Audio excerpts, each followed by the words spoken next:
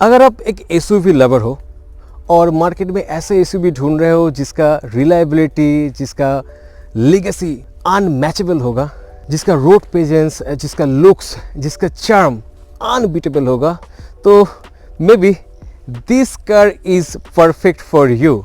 So here it is the all new Scorpio N. आज हम इस वीडियो में इस स्कॉर्पियो एन के बारे में ढेर सारे बातें आप लोगों के साथ शेयर करेंगे और मुझे इस स्कॉर्पियो को रिव्यू पर्पस में देने के लिए महिंद्रा सलूजा को मेनी थैंक्स जानना चाहता हूं। मैं डिस्क्रिप्शन बॉक्स में महिंद्रा सलूजा का सारा कॉन्टैक्ट डिटेल्स दे दूंगा। अगर महिंद्रा के कोई भी प्रोडक्ट रिलेटेड कोई भी इंक्वायरी होगा तो आप बेझिझक उनसे बात कर सकते हो। तो ये वीडियो शुरू करते हैं एक छोटा सा सिनेमैटिक से।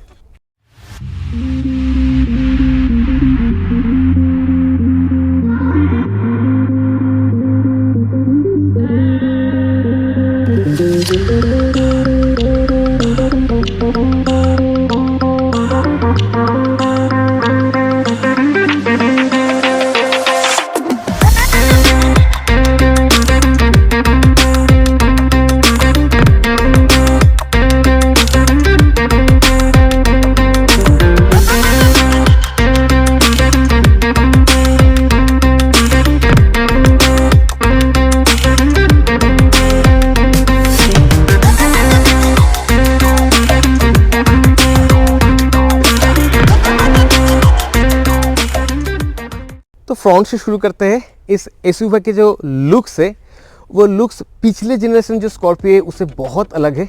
इसमें एक लीन मसल वाला लुक्स आपको देखने को मिलेगा, एक मॉडर्न अर्बन स्टाइलिंग इसको आपको देखने को मिलेगा। डुअल बैरल हेडलैम्प है विथ प्रोजेक्टर, उसके साथ स्लट ग्रिल आपको मिलेगा, ट्विन पिक लोगो आपको मिलेगा, नीचे सी शेप एक डे टाइम रनिंग लाइट आपको मिलेगा, वो भी सामने में स्ट्रिंग दिया हुआ है। मतलब जो स्कॉर्पियंस के जो स्टिंग होता है उस हिसाब से इसका डिज़ाइन को एनहांस किया गया है।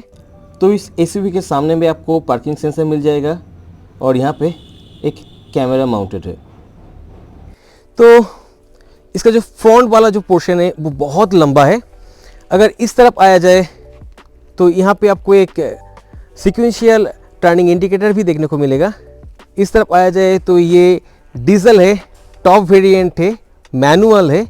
तो इसमें एक 17 इंच का डायमंड कट एलॉय आपको देखने को मिलेगा। उसके साथ एक ह्यूज व्हील आर्क है और पिछले जैसा उतना बड़ा नहीं है पर एक प्रोमिनेंट आपको ब्लैक क्लैडिंग आपको मिलेगा। यहाँ पे एक फुट स्टेप है। मतलब एक एसयूवी में जो होना चाहिए डीएनए में वो सब कुछ महिंद्रा ने इसको दिया है। ड्राइवर सीट के पास और को पैसेंजर की सीट के पास एक रिक्विजिट सेंसर है और यहाँ पे विंडो लाइन पे क्रोम फिनिश है। क्रोम फिनिश होके ये क्रोम जाके घूम के यहाँ पे फिर से सी शेप ले रहा है। उसके साथ इसका जो एंड है, एंड का पोर्शन स्टिंग जैसा लग रहा है और ऊपर एक बड़ा सा रूफ रेल है। इस पोर्शन को अगर आप देखोगे तो पिछले जो स्कॉर्पियो है उसके साथ कुछ सिमिलरिटी पाओगे। मतलब ऐसे आके ये जगह उठ जाता है। तो कुछ डिज़ाइन एलिमेंट में सिमिलरिटी है। तो यहाँ पे आपको एक एड्रीनो एक्स का लोगो मिल जाता है जो एक कनेक्टेड कार टेक्नोलॉजी है जो थ्रू एआई आप लोगों को ऑन बोर्ड ऑफ बोर्ड जो कनेक्टिविटी है उसको प्रोवाइड करता है। अगर रियर की तरफ आया जाए तो ये वाला पोर्शन मुझे उतना पसंद नहीं आ रहा है। तो वही सीक्वेंशियल टर्निंग इंडिकेटर है, एक एलईडी टेल लैंप है। जो एलईडी जो टेल लैंप है किसी को ये वॉल्वो जैसा लगेगा, किसी को ये मारुति वैगन आर जैसे लगेगा। ये वाला जो पोर्शन है किसी को ये जाइलो जैसा लगेगा। ये सभी जो लाइटिंग यूनिट है सभी एलईडी है वगैरह छोड़ के ये नीचे दो वाला ये हैलोजन बल्ब का है। और यहाँ पे जो व्हील है वो व्हील नीचे के ओर है और यहाँ पे महिंद्रा का ट्विन पिक लोगो आपको मिलेगा। स्कॉर्पियो एन बैजिंग यहाँ पे मिलेगा। रियर में भी आपको रिक्विजिट सेंसर मिलेगा विथ ब्यूटीफुल क्रोम फिनिश। यहाँ पे 4 एक्सपर्ट बैजिंग आपको मिलेगा। यहाँ पे जो ये वाइपर है ये देखने में बहुत अच्छा है पर ये पूरा घूमता नहीं है, ये यहाँ तक आके रुक जाता है। मतलब हेवी रेन के टाइम में आपको थोड़ा सा दिक्कत हो सकता है। इस एसयूवी के रियर में भी आपको एक कैमरा मिल जाएगा और यहाँ पे एक पार्किंग सेंसर है। अब इसको खोल लेते हैं। ओके, बहुत हेवी है पर ये काम आसान करने के लिए महिंद्रा ने यहाँ पे एक हाइड्रोलिक दिया है जिसके लिए ये डोर ओपन करना बंद करना आसान हो जाएगा। तो ये ऐसे खुलता है, ऊपर की ओर नहीं खुलता है, तो ये डोर अगर आप खोलोगे तो आपको ये ध्यान में रखना पड़ेगा पीछे आपका सफिशिएंट स्पेस हो, नहीं तो ये डोर खुलने में दिक्कत आएगा। सबसे बड़ा प्रॉब्लम मुझे जो लगता है, यहाँ पे स्पेस बहुत कम है लगेज रखने के लिए।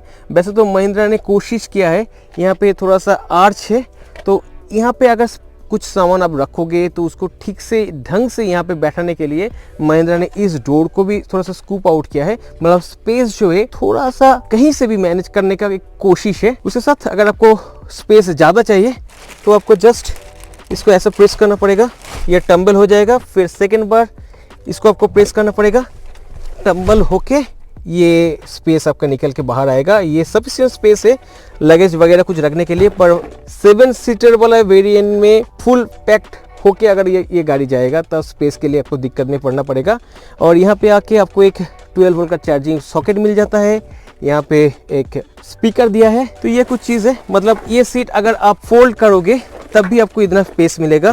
तो यहाँ पे कुछ सामान है और यहाँ पे और भी कुछ काम का चीज़ है, जैसे कि यहाँ पे एक आपको जग मिल जाएगा।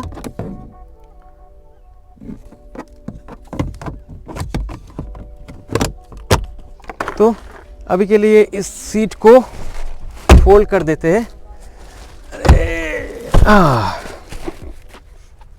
और यहाँ पे आपको शार्क फिन एंटेना मिल जाएगा। ये जो स्कॉर्पियो आप देख रहे हो, ये पिछले जनरेशन जो स्कॉर्पियो था उससे 206 मिलीमीटर ज़्यादा लंबा है, 96 मिलीमीटर ज़्यादा चौड़ी है और 70 मिलीमीटर इसका व्हील बेस ज़्यादा है। पर इसका जो हाइट है वो प्रीवियस जनरेशन स्कॉर्पियो से बहुत कम है। मतलब इसका जो बॉडी बैलेंस है प्रीवियस जनरेशन स्कॉर्पियो से अच्छा ही होगा, लगता तो ऐसे ही है। और इसका जो फ्रेम है वो बॉडी ऑन फ्रेम है और महिंद्रा वाला का दावा है ये पिछले जनरेशन से 10% लाइटर है, क्योंकि इसमें महिंद्रा वालों ने 81% हाई स्ट्रेंथ स्टील यूज किया है और इसका ग्राउंड क्लियरेंस है 187 मिलीमीटर अनलडेन कंडीशन में। तो अब सीधे चले जाते हैं थर्ड रो की ओर और देखते हैं वहाँ पे कितना स्पेस होता है। तो थर्ड रो को एक्सेस करने के लिए आपको ये ब्यूटीफुल दरवाज़ा खोलना पड़ेगा। उसके साथ यहाँ पे एक स्विच है, इसको एक बार ऊपर की ओर प्रेस करना पड़ेगा, बस 2 टाइम्स टम्बल होके ये सीट पूरा सिकुड़ जाता है। उसके बाद आपको इसको पकड़ना पड़ेगा, इस ग्रैब रेल को, पैर को यहाँ पे रखना पड़ेगा, फिर गाड़ी के अंदर आपको चढ़ना पड़ेगा। ओके, तो गाड़ी के अंदर आके मेरा हाइट है 5 फीट 7 इंच। मुझे इतना ज़्यादा दिक्कत नहीं हो रहा है क्योंकि मेरा हाइट थोड़ा सा कम है, पर जिन लोगों का हाइट मुझसे ज़्यादा है उन लोगों के लिए ये दिक्कत भरा काम होगा। क्योंकि ये जो आप देख रहे हो नी रूम, ये नी रूम बहुत कम है, मेरा हाइट के हिसाब से भी थोड़ा सा कम है। और इसका जो पोस्चर है बहुत अपराइट पोस्चर है, मतलब थाई सपोर्ट भी उतना ज़्यादा नहीं है। तो मुझसे जो लोग लंबा होगा उन लोगों के लिए ये बहुत दिक्कत का काम है। यहाँ पे कोई एसी वेंट्स भी नहीं है, सफोकेटिंग आपको लगेगा। केबिन को ब्राइटर करने के लिए एक बड़ा सा विंडो यहाँ पे प्रोवाइड किया गया है। यहाँ पे कुछ म्यूज़िक का बॉक्स है, यहाँ पे कुछ सामान रखने के लिए पॉकेट्स है और कुछ भी नहीं है यहाँ पे। आप यहाँ पे हाँ हाथ रख सकते हो, पर ये जो है थैंक गॉड ये एडजस्टेबल है, 2 लोग यहाँ पे आराम से बैठ सकते हो। पर मेरा ख्याल से ये मेरा जैसा शॉर्टर राइडर के लिए और बच्चों के लिए ही सही है, क्योंकि एसी बेसी कुछ भी नहीं है, लॉन्ग राइड के लिए इतना आपको कंफर्ट नहीं दे पाएगा। अभी चले जाते हैं सेकेंड रो की ओर। तो सेकेंड रो पे जाने से पहले इसका जो अपहोल्स्ट्री है बहुत प्रीमियम फील होता है।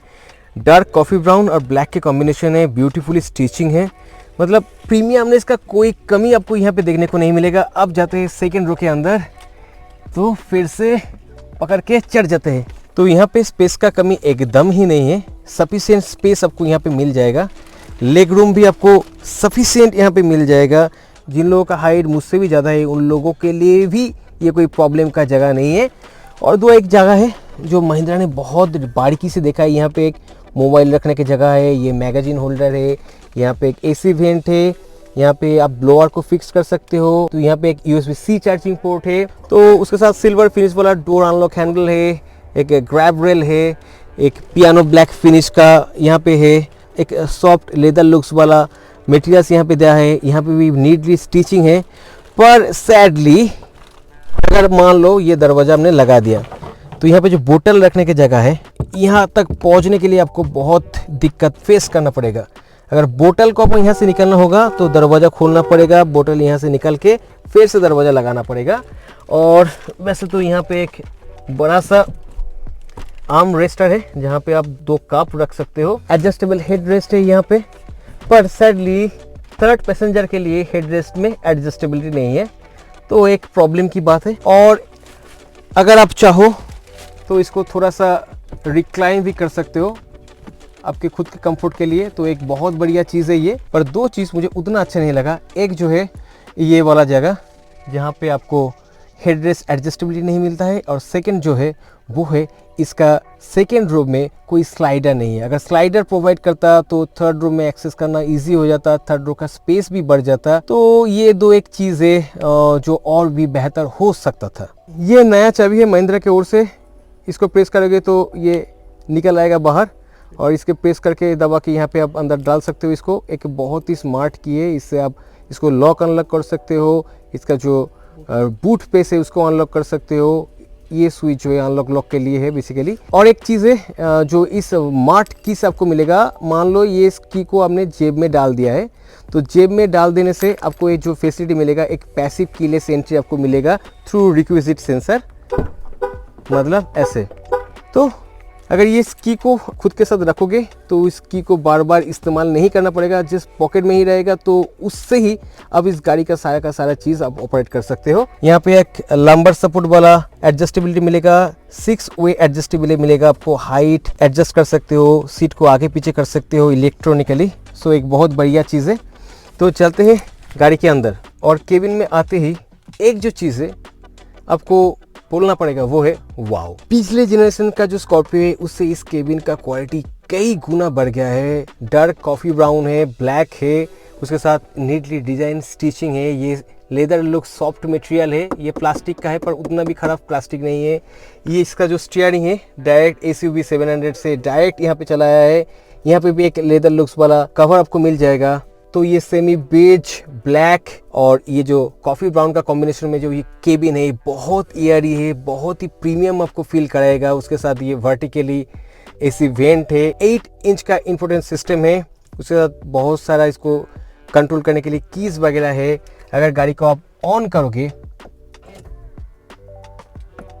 तो आपको एक एनालॉग मीटर देखने को मिलेगा, बीच में एक 6.5 इंच का MID मिलेगा आपको। MID से आप बहुत सारी चीज़ें देख सकते हो, जैसे कि टायर प्रेशर मॉनिटर हो गया, इसे कितना डिस्टेंस कवर किया है, कितना टाइम लिया है, डोर ओपन है क्या नहीं है, इसमें कितना पेट्रोल बाकी है। और एक चीज़ जो है इसे आपको नेविगेशन भी मिल जाएगा, मतलब नेविगेशन के लिए टर्न बाय टर्न नेविगेशन के लिए आपको डिस्ट्रैक्ट नहीं होना पड़ेगा, सामने ही आपको सब कुछ मिल जाएगा। तो बहुत ही एक कमाल का चीज़ है मेरे ख्याल से। और यहाँ पे आपको टच जो है, टच बहुत बढ़िया है, टच रेस्पॉन्स के लिए इसमें कोई दिक्कत नहीं है। उसके साथ आपको यहाँ पे बहुत सारा स्विच भी मिल जाएगा इसको ऑपरेट करने के लिए। डुअल क्लाइमेटिक जोन इसमें है, यहाँ पे आप वायरलेस चार्जिंग पोर्ट है, इसके अंदर एक स्टोरेज आपको मिलेगा और यहाँ पे कुछ सामान रखने की जगह है। ये 4 व्हील ड्राइव वाला व्हीकल है, तो इसको 4 व्हील को एनगेज करने के लिए, मोड सिलेक्ट करने के लिए यहाँ पे एक रोटेटरी स्विच दिया गया है यहाँ पे। तो इसको आप ट्रेन के हिसाब से आप इसको सेट कर सकते हो। यहाँ पे डिफरेंट ट्रेन मोड्स है और यहाँ पे एक 4WL है, 4 लो 4 हाई। 4 लो में क्या होता है, इसका टॉर्क ज़्यादा होता है, इसका जो पावर आउटपुट है थोड़ा सा कम हो जाता है, और 4 हाई में जाके ये टॉर्क और पावर दोनों बराबर हो जाता है। तो ओवरऑल इसका जो क्वालिटी है बहुत प्रीमियम है। इसमें आपको एंड्रॉयड ऑटो और एप्पल कारप्ले मिल जाएगा, बहुत सारी चीज़ें इसमें। उसके साथ आपको ऑटो डिमिंग हेडलाइट मिलेगा, रेन सेंसिंग वाइपर मिल जाएगा, मतलब बहुत कुछ महिंद्रा वालों ने इसमें डाल के दिया है। और अगर फीचर्स के बारे में बात करें तो बहुत कुछ फीचर्स आपको यहाँ पे मिल जाएगा। एलेक्सा कंपैटिबिलिटी इसमें है, wireless Android auto, Apple CarPlay इसमें है। इसमें आपको क्रूज कंट्रोल मिल जाएगा, डुअल जोन क्लाइमेट कंट्रोल तो है ही है, dual speaker, Sony 3D audio system वाला मिल जाएगा, वायरलेस चार्जिंग भी मिल जाएगा, कनेक्ट टेक टेक्नोलॉजी मिल जाएगा जो रिमोट इंजन स्टार्ट करता है। ये कुछ कनेक्टिविटी फीचर से, कुछ एक्स्ट्रा कुछ फीचर से इस एसयूवी के बारे में।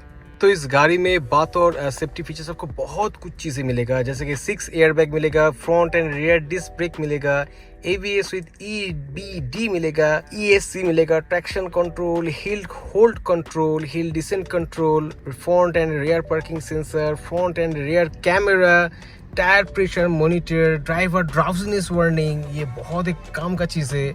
और आइसोफिक्स चाइल्ड सीट माउंट आपको भी मिल जाएगा।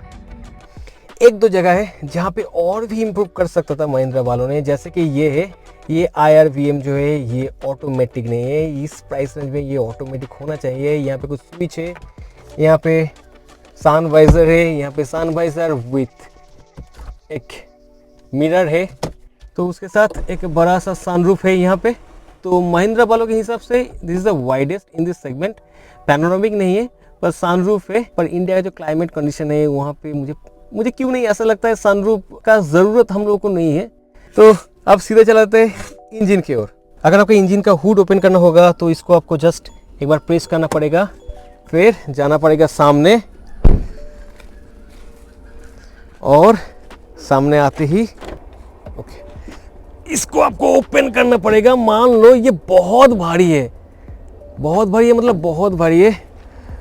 मेरे साथ कुंतल है, कुंतल ने मुझे बहुत हेल्प किया है इसको उठाने के लिए। और यहाँ पे देखिए सिक्वेंशियल टर्निंग इंडिकेटर स्टार्ट हो गया है। यहाँ पे इंसोलिंग है।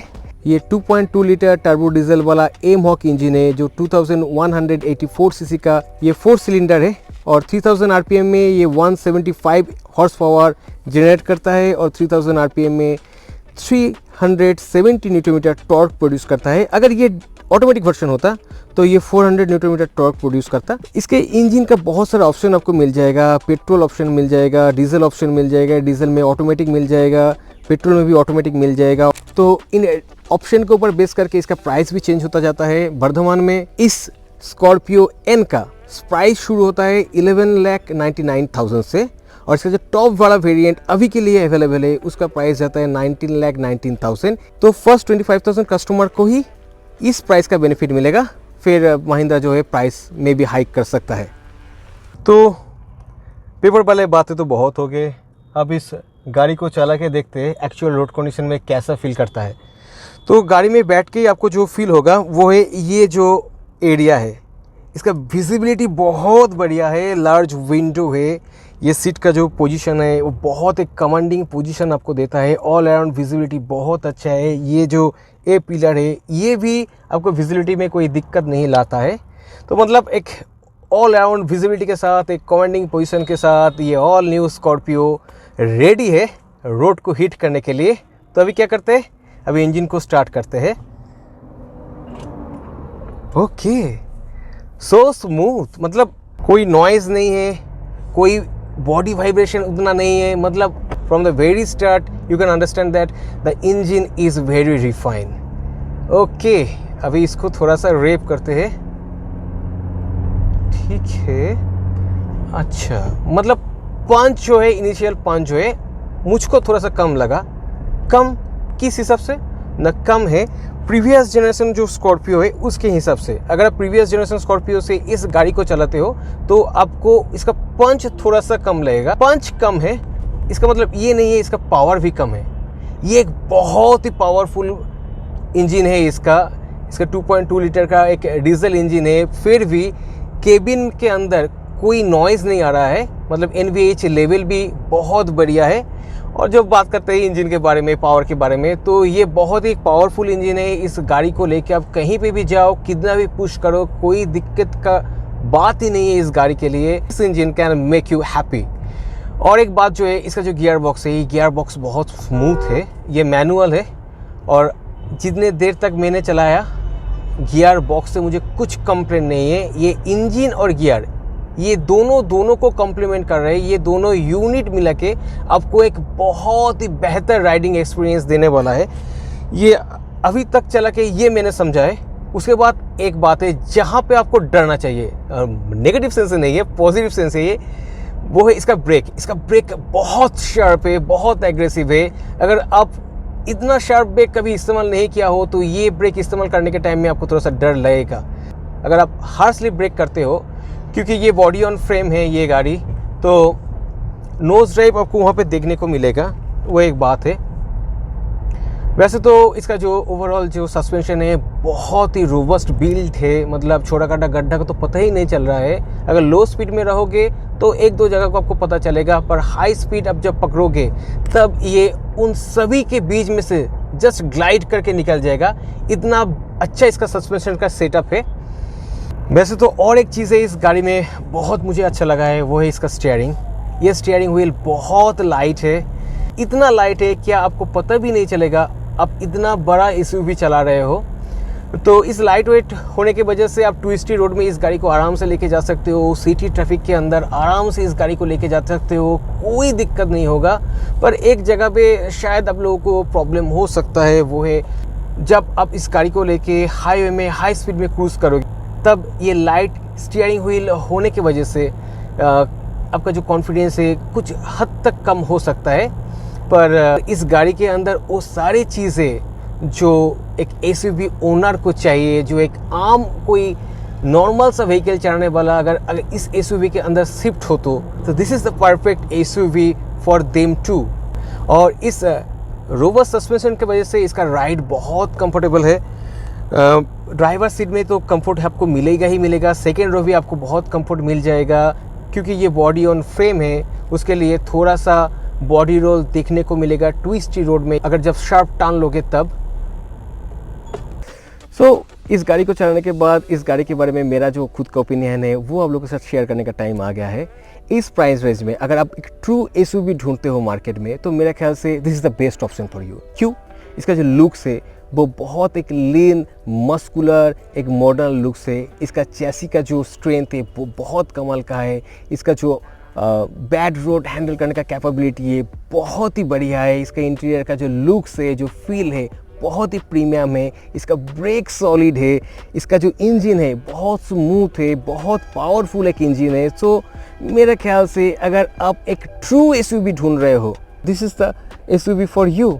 सो नियर बाय कोई महिंद्रा के शोरूम में जाइए, इस गाड़ी को एक टेस्ट ड्राइव लीजिए, समझिए ये गाड़ी आपके लिए कितना बेहतर है। So this all about today's my opinion on Scorpio N. अगर आप लोगों को ये कंटेंट पसंद आए तो एक लाइक दे देना, इस कंटेंट को शेयर करना, सब्सक्राइब करना मत भूलना, बेल आइकन प्रेस करना भी मत भूलना। बहुत जल्दी दूसरे कोई वीडियो के साथ फिर से आप लोगों के साथ मुलाकात होगी। तब तक के लिए stay healthy, keep smiling, bye bye.